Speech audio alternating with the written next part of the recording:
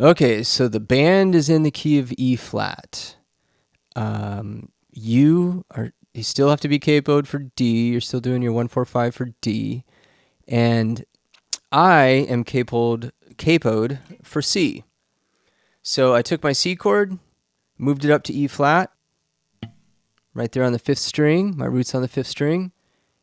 So my capo's at the 3rd fret, and I'm playing a C chord. So my first finger in the 4th fret on the 2nd string, that's also an E flat note.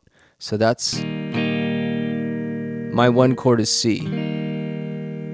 And I like the sound of this C chord with the 5th and the bass. It's just a little fuller, but I'm just playing a C chord.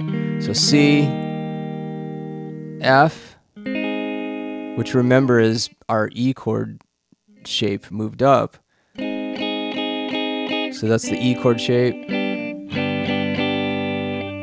Move it up and add a bar. So my 1-4-5 are C, F, and G. You're playing D, G, A. Let's do strum pattern number 11. So it's in 3-4, down, down, down, up, down, down, down, up. 1, 2. Here we go. 1, 2, 3.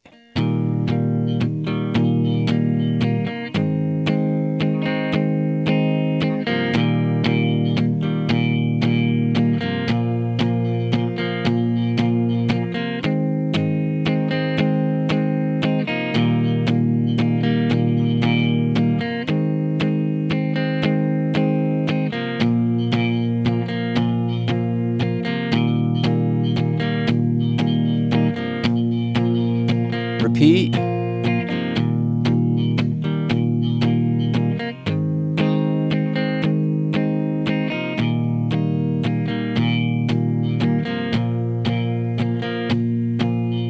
Four, 1, 4, 5,